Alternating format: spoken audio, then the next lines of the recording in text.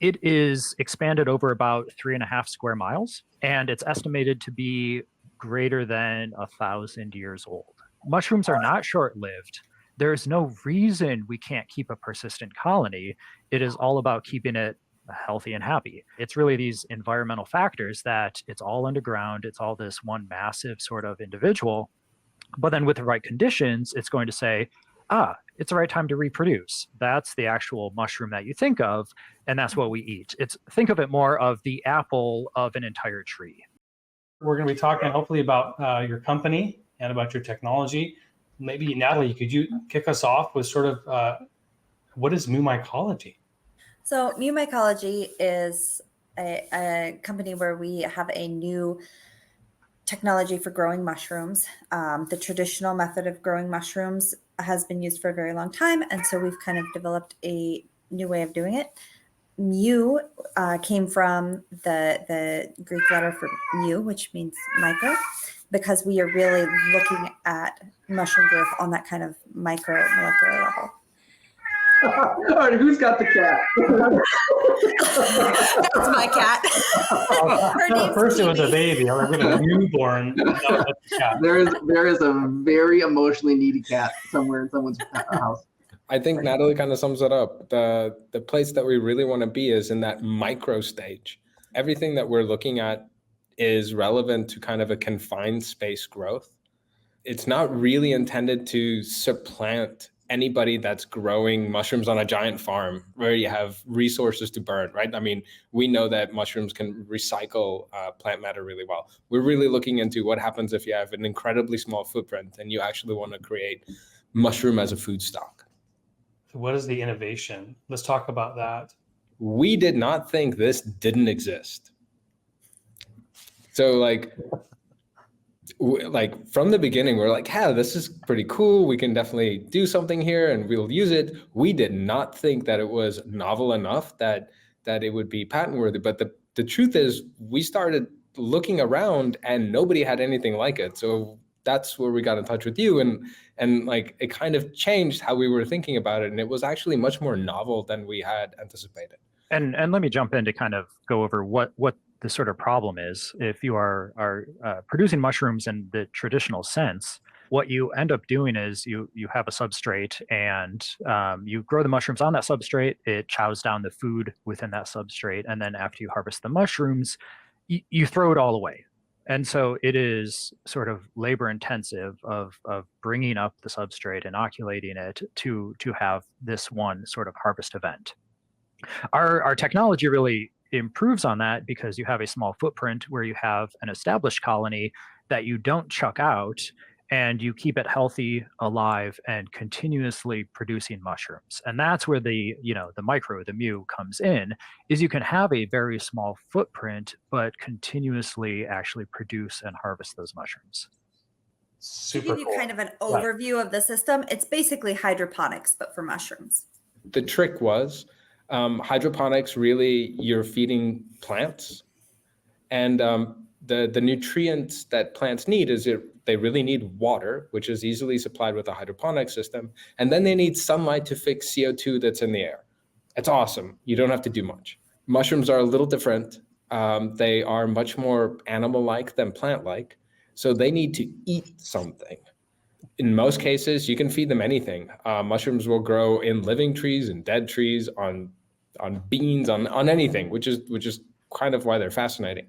But the application that we saw that kind of made the connection for us was this idea that if you think about mushrooms as just part of this fungal category, yeast is also part of that. So yeast would be small single cell. And we feed them all the time to make beer. So you use liquid, the liquid has sugars in it, you use malt and all of that, and now you get to a nutrient-rich liquid solution that the yeast then converts into ethanol and byproducts, and then we drink it. It's beer. So the concept was actually pretty simple if you think about it that way. It's like, what if you replace the traditional hydroponic system, that is water, with something that is extremely nutrient-rich, like that wort that you make to make beer? Got it. So, and I don't know hydroponics too well, but is it just water? There's no dirt in hydroponics at all? there are like hydroponics also span a really broad spectrum of things. So if you do simplest version of it, it's water, and then you allow something to live roots in the water, and then nitrogen fixing bacteria. So there's some organisms in there that are needed, and then for the most part, it's fixing CO2 from the air. So in its simplest case, that's true. It turns out you need a little bit of additional nutrients and so on to keep everything alive. But when it comes to your energy source, the energy is always in plants, coming from light, and then fixing oxygen, CO2 to make materials, right? So that's really where that energy is coming from. In the case of something like a mushroom, your energy store is actually everything that the plant's already fixed. So it's sugar. So the way mushrooms were grown, are still being grown. You mentioned a substrate. What's a typical substrate, like you said, that is being thrown away and wasted now? So that can be a ton of different things. As Nick said, anything that it's getting a carbon source from. So the traditional would be something like soybeans, straw, mixture of more and less nutritious carbon sources. If you go out in the woods and look at dead trees, there's mushrooms growing all over them, right? So it's breaking down that sort of material, lignin and other things, and making simple sugars out of it. So the big issue here with throwing away these sort of carbon sources is not that the substrate is valuable, more of that it is wasteful. And so if you look at producing mushrooms, what you end up doing is converting the biomass of roughly, I'm going to say 10% of your substrate source into mushroom, and then you throw away roughly 90%. Wow. And so, let's say you're in, a urban environment. You're not composting. You're not on a farm. Suddenly, you are trying to produce mushrooms because local food restaurant, from farm to table is a great idea.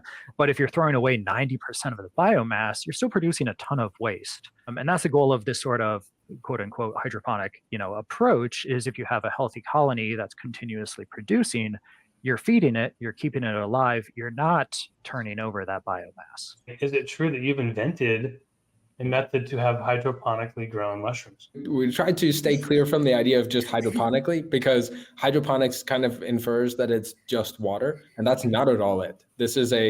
We really have to focus on the fact that you are supplying it with nutrients in a liquid form. So there's a new category needed. There's a new name for it. Yeah, I would say we have come up with a way to keep a healthy colony producing. Continuous mushroom colony production.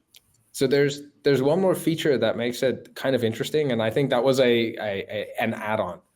And Okay. that is the way that mushrooms work is they are extremely guided, or the signaling pathways have a lot to do with the environment that they're exposed to. You see, like when you're walking around in your neighborhood or so on, you walk past a place one day and there's nothing, and the next day you walk past and there's all of these mushroom fruiting bodies that popped up, right? It's really fast. It turns out the mushroom colony was there the entire time. It's underground, it's nice and big, it's nice and healthy, and it's doing what it does. And only when the mushroom kind of breaches the dirt and gets exposed to a little bit of oxygen-rich air does it quickly make fruiting bodies we traditionally call mushrooms. Oh. What that means is This is good. Yeah, actually, mushrooms are fascinating. Gosh. you can actually control when it fruits by controlling the atmosphere that it's in. So like part of the invention was, okay, so we're going to be really good about feeding the mushroom basically IV fluids, right? We're going to give it all the sugar and the micronutrients that it needs, and we're just going to give it to it, and it doesn't have to digest or decompose plant matter to get it. And then the second step is you actually control the atmosphere that they're in. For 2 weeks, you leave the atmosphere relatively oxygen-free, so like high CO2 levels. And what happens, the mushroom colony just expands. It's in this state where it thinks it's underground. It just makes more cells, and it just gets thicker, and it just grows a little bit more. I'm still picturing traditional mushroom shape. No mushrooms are actually growing. No fruiting is happening. Right. So let me give you a Let me give you a sort of real world example that was part of the motivation for this. In the Oregon's Malheur National Forest, there is a single mushroom organism. So this is a genetically distinct individual. This is not a colony. This is one individual organism. It is expanded over about 3.5 square miles, and it's estimated to be greater than 1,000 years old. Mushrooms are not short-lived. There's no reason we can't keep a persistent colony. It is all about keeping it healthy and happy. And like Nick said, it's really these environmental factors that it's all underground. It's all this one massive sort of individual. But then with the right conditions, it's going to say, it's the right time to reproduce. That's the actual mushroom that you think of, and that's what we eat. Think of it more of the apple of an entire tree. The entire tree is underground. You just pluck that apple when it pops above ground. So the advantage here is now we have another lever to control, and that's the atmosphere that we're in. Along the way, we learned a lot about how to have a sterile environment, how to keep it clean, how to make the mushroom healthy. It is a living organism, so it has an immune system. So once it's healthy, it doesn't get bacterial infections or things like that. Strangely, in some of our first attempts, we really had to fight off the fruit flies, but you learn. Yeah. But now you have this lever to pull, which is the environment. The nice thing about that is you can program it and you can control it. The big benefit here is you can essentially have mushrooms on demand. You can say, I'm going to let the colony grow for 2 weeks, but in 2 weeks' time, I'm going to switch it over from a CO2-rich environment to an oxygen-rich environment, and that will trigger the mushrooms to generate fruiting bodies, so the mushroom bits that we normally think of. And you can have that happen for a day or two, and then cut it off, take it, switch back to the growth condition where it's just under CO2 again, wait 2 weeks and just recycle and continue the process again and again. Does it have the same amount of protein? Can you have, if you're a protein eater? So mushrooms are relatively high in protein. I mean, it's not the same as eating a steak, right? But they are relatively high in protein. And in fact, a lot of vegetarian options use mushrooms, especially like portobellos, as a meat substitute. They're also high in a lot of micronutrients, especially B vitamins.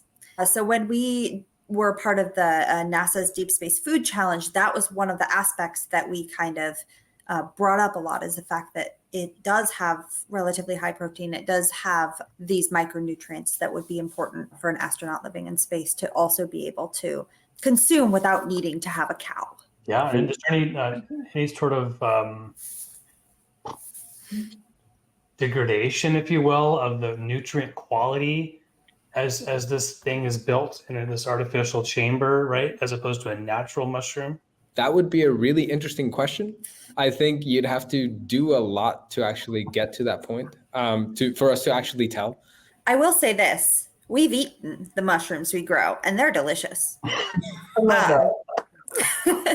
They don't taste any different from a mushroom that we've bought at a store. Cool. So we There's no can't difference know from the a mushroom micronutrient. Grown in poop. Yeah, I mean- it's just a little cleaner. Yeah, sure. Wow. Right. My family's from Pennsylvania, and where my family's from, they grow a ton of mushrooms out there. And you definitely know when you're passing a mushroom farm. Yep, yeah, strangely, those decomposition products aren't part of this because we feed it kind of the base nutrients. You're not feeding it things that it actively has to decompose to a significant extent. So there's a lot of pathways that we don't think actually get activated, and you actually just get growth of the mushroom. So it's sort of like eating simple sugars as opposed to very complex carbohydrates. That being said, because we're in a liquid medium for the nutrients, we also have the ability to really dose the chemistry that is required. There's an example of only recently have they been able to grow morels. And I believe the trick had to do with growing the morels in the presence of grasses. And you actually had to grow these because there were chemical signals from the grasses that were involved in actually getting the morels to grow. And if they weren't together, they didn't grow. I was out in the woods a couple of weeks ago foraging for chanterelles.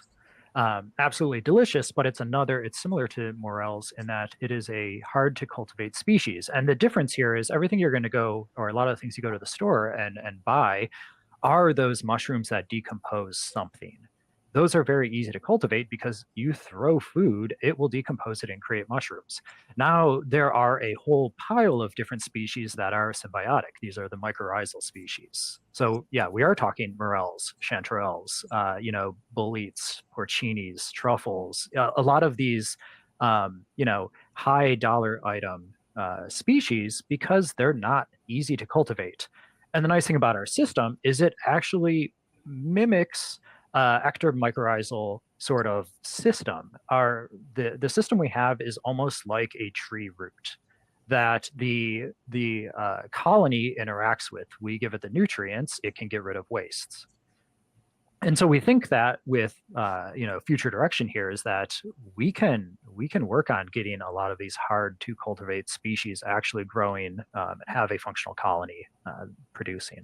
Fantastic. Okay, I want to try to talk, bring us back to patenting here a bit.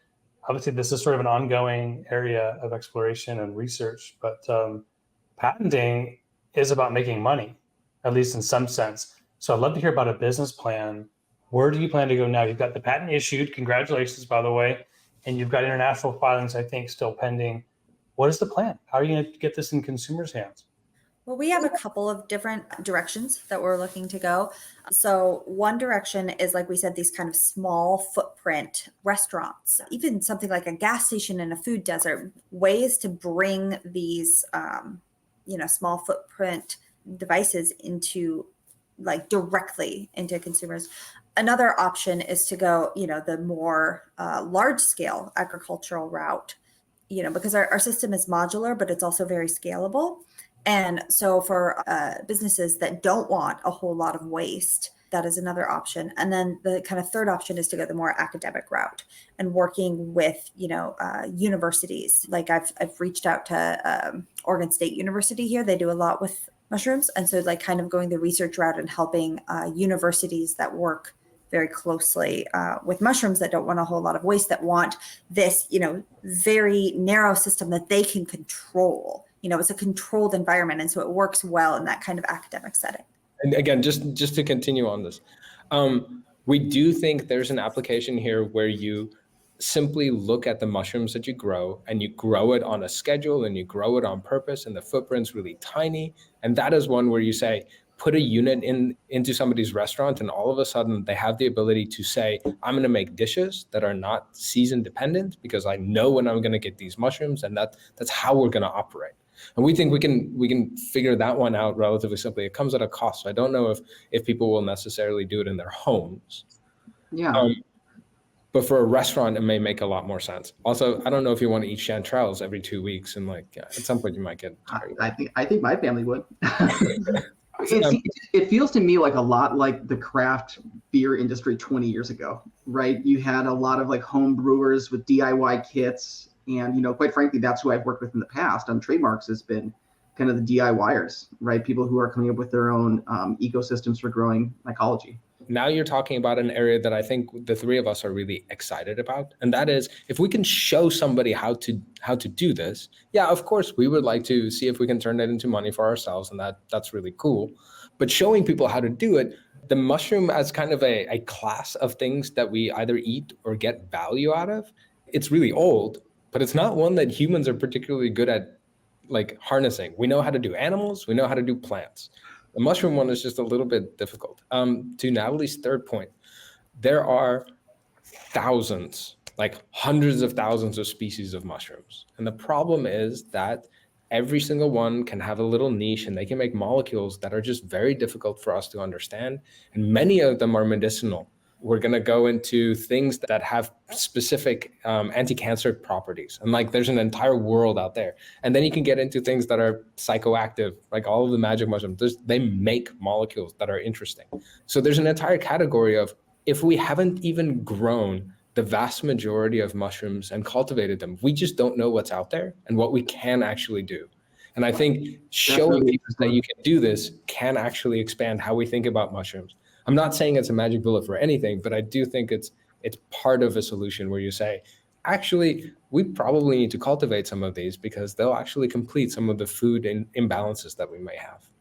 That's really interesting, Nicholas. I mean, it's almost like you have these rare species, right, of like animals, birds, whatever, right? And we put a lot of time, money, and investment into like preserving them, right, from extinction. But at the end of the day, from what I'm hearing from you, there's a lot of mushroom strains out there that we've never even seen, right? Because we haven't cultivated them yet, but they're there, right? But we've only cultivated, so like as Edward said, there's an entire class of mushroom that only grows on living trees, and they actually use the vasculature of the tree as basically the system we are inventing, where you say it feeds the mushroom sugars and liquids and so on. Those aren't cultivatable in our current form factors. We rely on the things that only decompose, and that's only a category of fungi. And mycology is a relatively new field. You know, that people haven't studied mycology in depth for a while. And in fact, the recent rise in mycology and the kind of mushroom heyday that we're having now has mostly been driven by citizen scientists. It's really only now that, you know, the more academic medicinal companies are kind of getting more on board. Yeah, got it. Well, something you've got to go many different angles. It's hard to say, hey, we want to do this one mode of commercialization, because you really don't know what else you could be doing. From the last category is that kind of commercialization of a mushroom that people haven't cultivated, but potentially should. And the thing that we think there is interesting is actually to partner with a company that wants to identify a mushroom that they really think has the value, and help them actually bring the fruiting body to market by actually helping the cultivation half. In essence, we turned a plant decomposer dirt environment into a plumbing environment. And because it's plumbing, now we can have a conversation with somebody that says, actually, your facility looks a little bit different. It's a flow plumbing problem. And we deal with it in that fashion. And that's, I think, where we can help. What is your, let's say, by end of next year, where do you hope to be? What are some developments you'd be like, oh yeah, I'm super proud we were able to do this? To give you a bit of background, we started this in our garage. We developed the prototype in our garage with very minimal funding. We did the Deep Space Food Challenge, and that gave us, and we were finalists in that. And so that gave us a little bit more funding, which was how we were able to do the patent. But really our next step is to kind of find some venture capital or partner with an existing corporation to try and move this technology forward. So I noticed someone asked a question about licensing versus sales, device sales support service. Right now, we're moving more towards the licensing model, mostly because of this is a scientific operation, right? And having scientific equipment requires a lot of investment. So right now we're looking more into that kind of licensing aspect so that we can partner with companies that have that sort of equipment in order to take this to the next step. Yeah, everyone romanticizes the garage invention, but as a chemist, as a scientist, garage science is terrible. I'm just going to say that outright. It is very difficult to do things right. And so that partnership with lab space, with other scientists, being able to explore some of these future directions we've talked about is pretty critical. I mean, you mentioned that you asked about the nutritional content of the mushrooms. We can't know that until we partner with a lab that can look at that more in depth. So for the Deep Space Food Challenge, we had to harvest our mushrooms and then send it out to a lab to make sure that it didn't have any infective bacteria or anything like that on it. And then they had to combust it in order to check for nutrition. And so there's just a lot to it.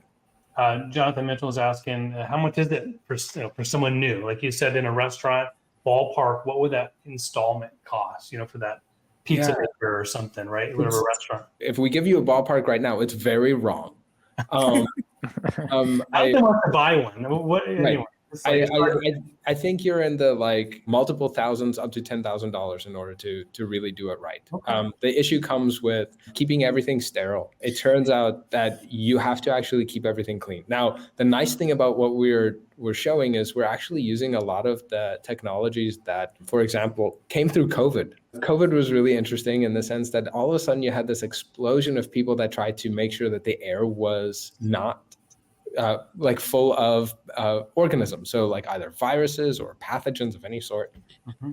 What happened was we reached out to one of the companies, and I'm happy to share this. The company was called Pure Cleanse, and they made a specific type of air purifier that uses light in order to generate hydroxide radicals. Now, normally these would be bad and it would destroy things, but in the case of trying to destroy living things out of the air, it works great. So we called them up one day and we're like, hey, we have this idea, we think this will work. And essentially they were like, yeah, you should definitely try it, because their system works better if there's more water vapor around. So if the humidity is high. And we're like, man, that's where we want to be.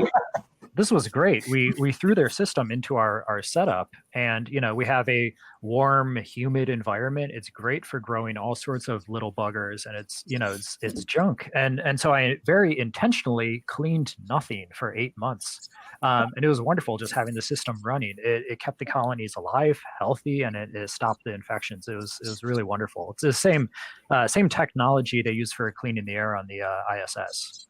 Going back to your cost question, I will say that right now the biggest cost isn't actually our system or our invention. It's actually the growth chamber that the system has to live in. The system that keeps things sterile, that manipulates the environment. We're not inventing that. That's inventing the wheel. That has already been invented, and there are a lot of people who are working on making those growth chambers cheaper, more effective.